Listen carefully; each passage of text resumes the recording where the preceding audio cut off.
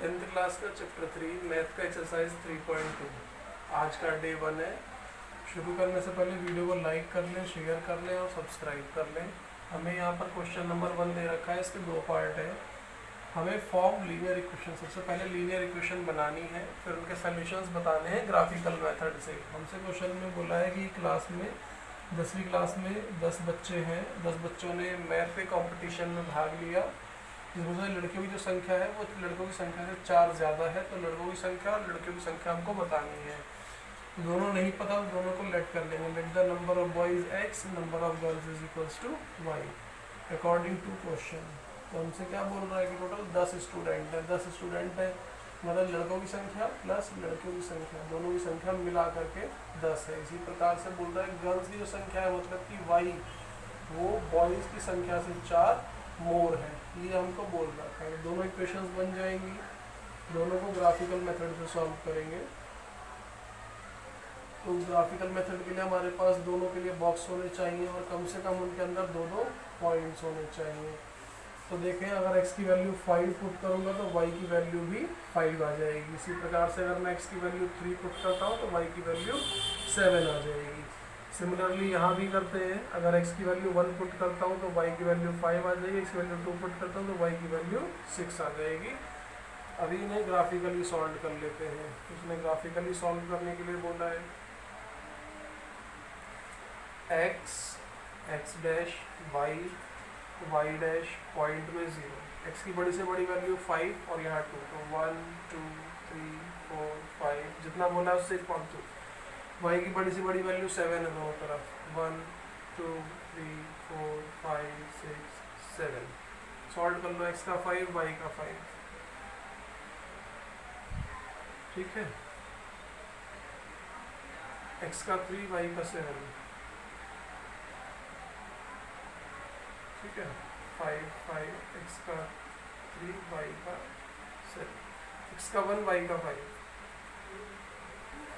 x का 1 y का 5। इसी प्रकार से x का 2 और y का 6। ये आ गई हमारी इक्वेशन, ठीक है। x का 2 y का 7, तो ये पहली इक्वेशन की लाइन है जो कि क्रॉस कर रही है। ऐसे ही सेकेंड इक्वेशन की लाइन ये क्रॉस करेगी। और ये ग्राफ क्योंकि एग्जैक्टली पेपर पे नहीं बन रहा है, ग्राफ पेपर पे, इसलिए ऊपर नीचे आएगा। जब ग्राफ पेपर में बनेगा तो जो लाइनें तिरछी हो रही हैं, लाइन बिल्कुल सीधी जाएगी। और जैसे सपोज यहाँ पर ये काट रही है, वैसे यहाँ तो नहीं काटेगी, लेकिन जहाँ भी ये काट रही है तो ये लाइनें जा करके ग्राफ की एक लाइन, इक्वेशन पहली और दूसरी इक्वेशन दोनों की दोनों ग्राफ पे ड्रॉ करेंगे ना, तो एक पर्टिकुलर पॉइंट पे काटेगी। जिस पॉइंट पे काटेगी तो उसमें एक x की वैल्यू आ रही होगी और एक y की वैल्यू आ रही होगी। जिस पॉइंट पर काटेगी, तो जिस पॉइंट पर काटेगी उस पर x की जो वैल्यू है वो नंबर ऑफ बॉयज होगा और जो y की वैल्यू है नंबर ऑफ गर्ल्स होगा। एग्जैक्ट लोकेशन में इनकी काटने वाली जब मिलेगी जब ग्राफ पेपर पर बनाएंगे। दूसरे क्वेश्चन पे आते हैं।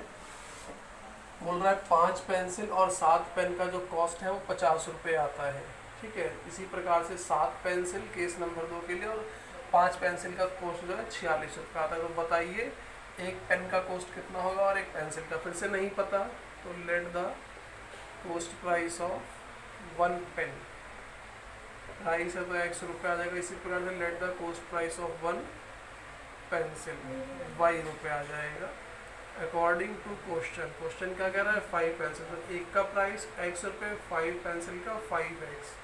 ऐसे एक पेन का प्राइस, पेंसिल का माना है y और पेन का माना है x, तो 7 पेन का 7 है, दोनों मिला करके 50 रुपये। सिमिलरली 7 पेंसिल मतलब 7y और 5 पेन मतलब कि 5x मिला करके 46। Question number 2।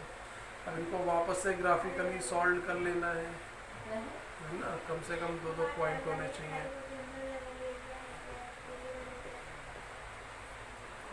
x और y। अभी क्या करो, x की वैल्यू 0 पुट कर देंगे तो ये 0 हो जाएगा पूरा, इससे कट जाएगा तो ये 10 आ जाएगा। और फिर अगर x की 0 पुट कर लिया, दूसरा x की 0 पुट कर लेते हैं और दूसरी वैल्यू x कुछ ऐसे पुट करनी पड़ेगी ताकि y का जो फैक्टर है आ जाए, जैसे अगर x को पुट करते हैं 3 तो 7 3 21, 19 बच जाएगा, नहीं आएगा। पॉइंट को रोक देना है, 5 पुट कर देते हैं, x की वैल्यू 5, 5 7 जा 35 आ जाएगा, जाके उधर माइनस हो जाएगा 35, तो 5 40 15 बच जाएगा, तो y की वैल्यू 3 आ जाएगी। सिमिलरली इसी प्रकार से दूसरी इक्वेशन को सॉल्व कर लेंगे। कोशिश करनी है कि पॉइंट अवॉइड हो जाए ज़्यादा से ज़्यादा। तो अगर जैसे यहाँ पे 7 6 जा 42, y की वैल्यू तो 41 हो जाएगा ना, कटेगी नहीं, वापस से सोच करके पुट करनी है। y अगर इसकी वैल्यू 2 पुट करते हैं तो हो जाएगा 10, 36 नहीं आएगा, 3 पुट करते हैं 15, देखना 15, और अगर 3 पुट करेंगे तो 15 माइनस 46, 1 में से 3 का 1, 31 फिर नहीं आएगा। और y की पुट करते हैं 2 तो 14, 46 माइनस 14, 2 3 32 फिर नहीं आएगा। तो इनकी वैल्यूज जो है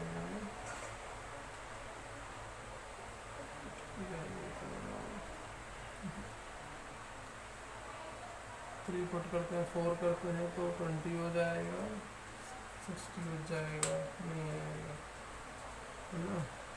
4 करते हैं तो चलो 3 से जाएगा, 3 से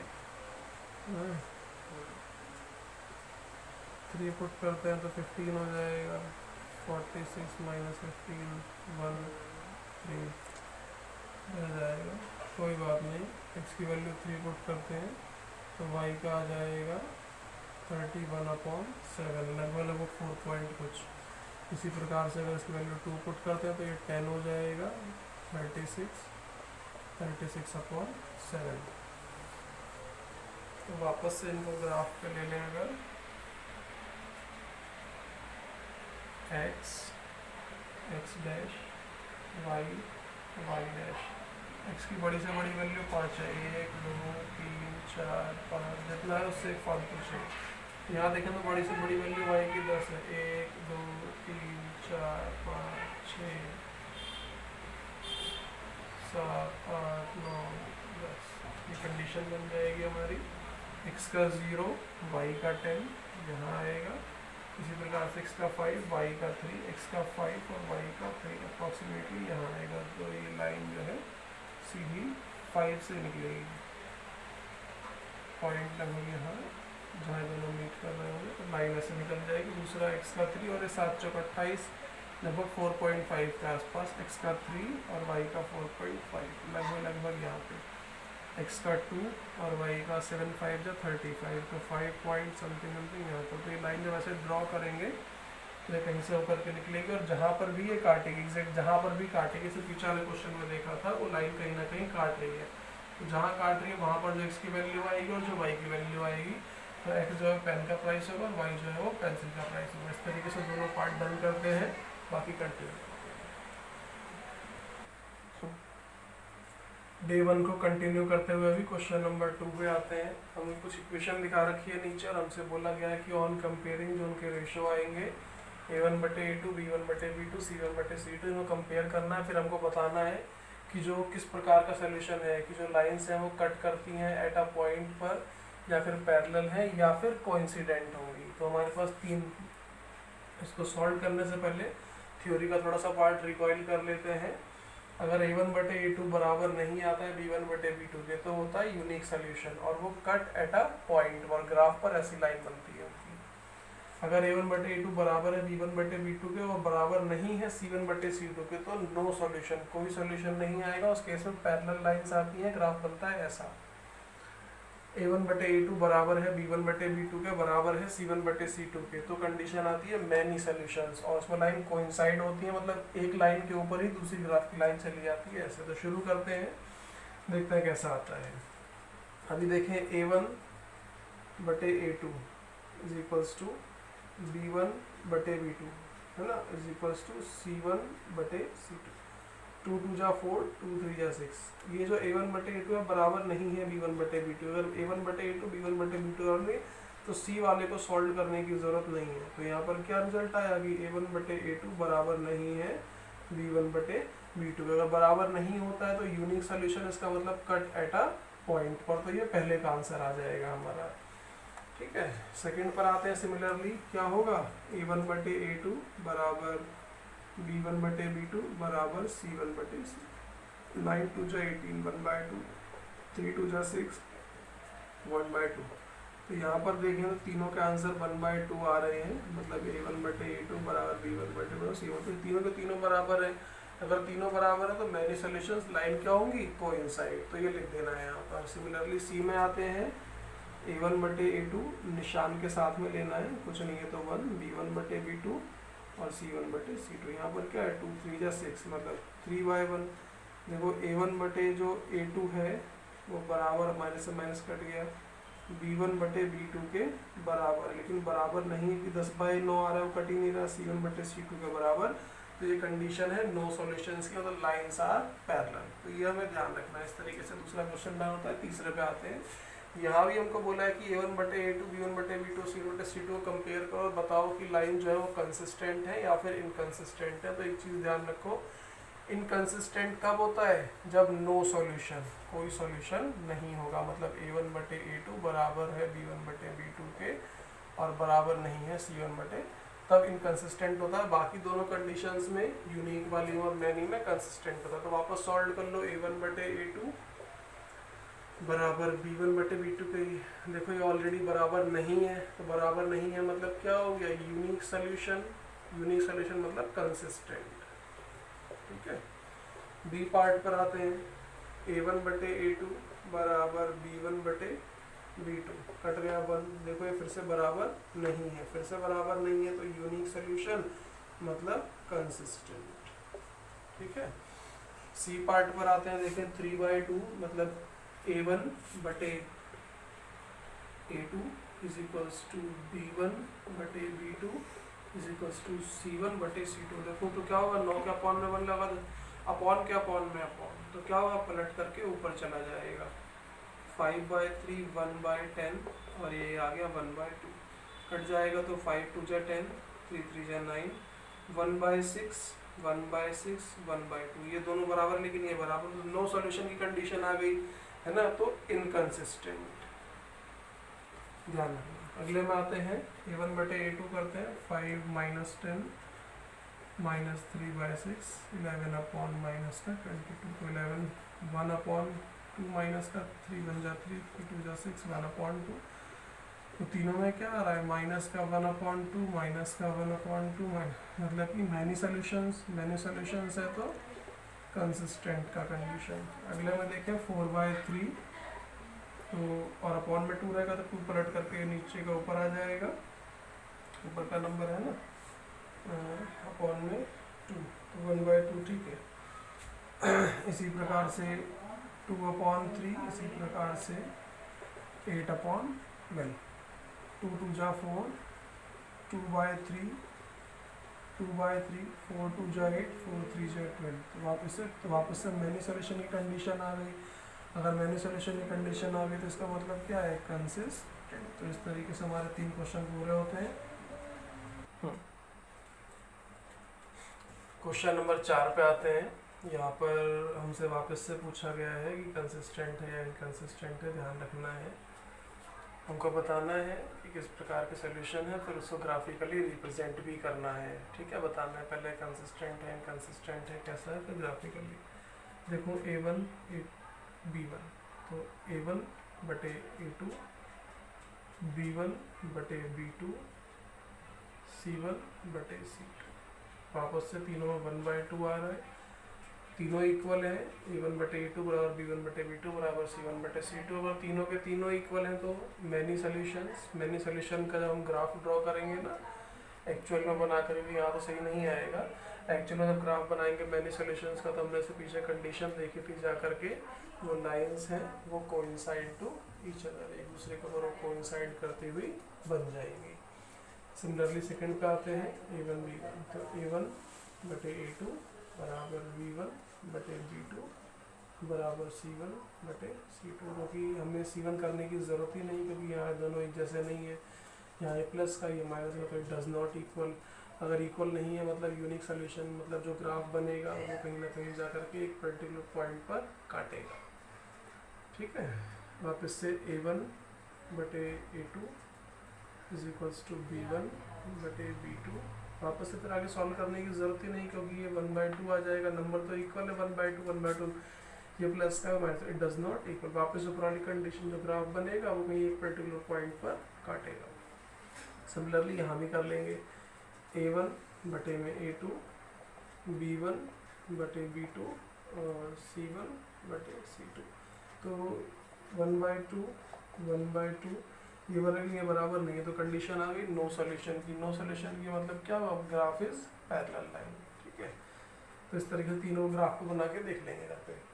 half of the perimeter of a rectangle garden whose length is 4 more than its breadth is 36। तो हमको लेंथ और ब्रेथ कह रहा है, पहले फाइंड द डायमेंशन। डायमेंशन नहीं पता है तो लेट द लेंथ को मान लेंगे कितना, x यूनिट, x मात्रा। इसी प्रकार से लेट द विड्थ, ब्रेथ को मान लेंगे कितना, y unit, according to question में क्या कह रहा है हमसे कि half of perimeter of rectangular garden. तो रेक्टेंगुलर गार्डन का पेरीमीटर क्या होता है, 2 + LB कितना है, 36 मीटर। तो हाफ बोल रहा है मतलब कि 2 कट जाएगा, यहाँ से 2 हट जाएगा, क्योंकि ये तो फुल होता है ना। तो ये 2 है, तो हाफ का मतलब क्या कि दोनों तरफ अपॉन में 2 कैंसिल, 18 मतलब length plus breadth is equals to 18। Equation number 1। फिर क्या कह रहा था हमसे कि लेंथ, जो लेंथ है is 4 more than its breadth, उसकी ब्रेथ से 4 ज़्यादा है, मतलब length minus breadth is equals to 4। Equation 2। तो डायमेंशन निकाल लिया मैंने ग्राफिकली। जब इनका हम ग्राफ बनाएंगे, इसका बॉक्स ड्रॉ करेंगे, ये L का डायमेंशन हो गया, ये B का, ये इस वाली इक्वेशन के लिए एक L का डायमेंशन हो गया, एक B का। L की वैल्यू जो हमारे पास 9 है तो B की वैल्यू भी 9 आ जाएगी। L की वैल्यू हमारे पास 6 है तो B की वैल्यू 12 आ जाएगी। सिमिलरली यहाँ L की वैल्यू 2 रखते हैं, L की वैल्यू B की वैल्यू 2 रखते हैं तो 4 to 6 हो जाएंगे। ऐसे B की वैल्यू 3 रखते हैं तो 4 और 3 7। ग्राफ पे ड्रॉ कर लेंगे, दोनों इक्वेशंस को देखेंगे किस प्रकार के पॉइंट्स आ रहे हैं। फिर जहाँ वो काटेंगे आपस में, तो वहाँ पर एक जगह पर काट रहे होंगे, वहाँ पर जाकर इनके सॉल्यूशन से इक्वेशन निकलेंगे, और जो x की वैल्यू आएगी वो लेंथ हो जाएगी, जो y की वैल्यू आएगी वो ब्रेथ हो जाएगी। पहले क्वेश्चन नंबर 6 पर आते हैं। थोड़ा बकवास टाइप का है, इतना ज़रूरी नहीं है। ये बोल रखा है कि आपको इक्वेशन दिखा रखी है ये वाली। अब इस वाली इक्वेशन के रेस्पेक्ट में ना हमें एक ऐसी इक्वेशन अपने आप बना करके लिखनी है जो कि इंटरसेक्टिंग लाइन को रिप्रेजेंट करे। इंटरसेक्टिंग लाइन के लिए मतलब कट एट अ पॉइंट, मतलब यूनिक सोल्यूशन। तो यूनिक सोल्यूशन कब होता है, जब A1 बटे A2 बराबर ना हो B1 बटे B2 के। तो दूसरी इक्वेशन लिख लेते हैं, 3x + 2y = 8। तो यहाँ वो भी बात हुई, A1 बटे A2 बराबर नहीं है B1 बटे B2 के। कंडीशन इक्वेशन 2 बनानी थी अपने आप। सिमिलरली इक्वेशन 1 फिर से वही रहेगी, और इक्वेशन 2 बना कोइंसिडेंट लाइन, मतलब कोइंसाइड कर रहे हैं, मतलब मैनी सॉल्यूशंस के लिए। तो क्या करेंगे, अभी हम लिख देंगे 4x, नीचे 3 आना चाहिए, तो A1 बटे A2 बराबर करना है, तो ये 6y B1 बटे B2 के बराबर 16, C1 बटे C2 का। तो ऐसी कंडीशन अपने आप बना लेनी है ताकि ये सिमिलर है। तो 1/2 1/2 1/2, तो मैनी सॉल्यूशंस हो गए तो कोइंसाइड करेंगे। तीसरा पैरेलल लाइन के लिए दिखा रखिए, फिर से इक्वेशन वही देगी। अगर पैरेलल लाइन के लिए बनानी है तो पैरेलल लाइन के लिए क्या होना चाहिए, नो सॉल्यूशंस, है ना। मतलब A1 बटे A2 बराबर होना चाहिए B1 बटे B2 के। तो आप लिख सकते हो 4x 6y = 9। तो क्या हो जाएगा, 2/4 1/2 आ जाएगा, 3/6 1/2। लेकिन 8/9 तो इक्वल नहीं आएगा, तो वापस से पैरेलल नहीं है। ये वैसे बकवास क्वेश्चन था। क्वेश्चन नंबर 7 करने जा रहे हैं अभी। 7 क्वेश्चन 100% पेपर के लिए ज़रूरी है, एक अच्छा सवाल है। बोल रखा है हमको यहाँ पर 2 इक्वेशंस दिखाई गई हैं, दोनों इक्वेशंस का ना हमें ग्राफ ड्रॉ करना है। फिर ग्राफ ड्रॉ करने के बाद find the coordinate of the triangle formed.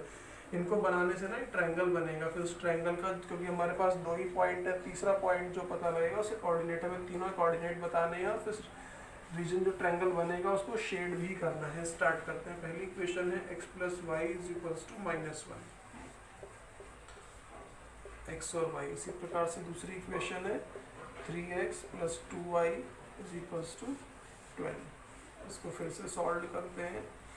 x की अगर y की वैल्यू हमारे पास 0 तो x -1 आ जाएगा। इसी प्रकार से अगर y की वैल्यू 1 है जाके उधर तो x - 2 हो जाएगा। सिमिलरली यहाँ देखें y की वैल्यू 0 है तो x की वैल्यू 4 आ जाएगी। y की वैल्यू अगर 1 है तो जाकर के उधर 1 नहीं रह सकती क्योंकि फिर पॉइंट में आ जाएगा। अगर y की वैल्यू 2 है 2 × 2 = 4 जाके -8 फिर नहीं रह सकते। तो एक काम करते हैं कि यार x की वैल्यू 0 कर देते हैं तो y की वैल्यू 6 आ गई। अगर हम इसे ग्राफिकली रिप्रेजेंट करेंगे बना करके तो x x' y y' ये 0.0। x की बड़ी से बड़ी वैल्यू प्लस में 4 है 1 2 3 4 एक फालतू और y माइनस में 2 है -1 -2 एक फालतू -3। y की प्लस में बड़ी से बड़ी 6 है 1 2 3 4 5 6। तो x का -1 y का 0 ये आ जाएगा पॉइंट और x का -2 y का 1 तो ये आ जाएगा पॉइंट। ये लाइन ऐसे कहीं ओरिजिन से होते हुए पास होगी। इसके ऊपर इसकी इक्वेशन लिख देंगे कि हमने किस इक्वेशन को सॉल्व किया। सेकेंड इक्वेशन x का 4 y का 0 x का 4 ये रहा और x का 6 सॉरी y का 6 तो ये रहा। तो ये लाइन इस प्रकार से निकल रही है। अभी क्या होगा कि ये लाइन आगे जाएगी और ये लाइन जा करके इसको इंटरसेक्ट करेगी। तो जब इसे ग्राफिकली विजिट बनाएंगे तो ये कटिंग ट्रायंगल फॉर्म में जनरेट होगा। ठीक है, इस टाइप का ये ट्रायंगल जनरेट होगा। तो जो ये ट्रायंगल ग्राफ पे जब बनाएंगे तब किसी और शेप में आएगा। तो इस प्रकार का ट्रायंगल हमारा बन रहा है। तो पहला कोऑर्डिनेट तो ये मिल जाएगा, दूसरा कोऑर्डिनेट ये, और जहाँ भी ये कट करेगा तो उसके रिस्पेक्ट में x का एक पॉइंट आएगा, उसके रिस्पेक्ट में y का ही, तो तीसरा कोऑर्डिनेट होगा। तो तीनों कोऑर्डिनेट पता लग गए और ट्रायंगुलर रीजन को शेड भी कर दिया। तो आज के डे 1 में एक्सरसाइज 3.2 डन हो गई।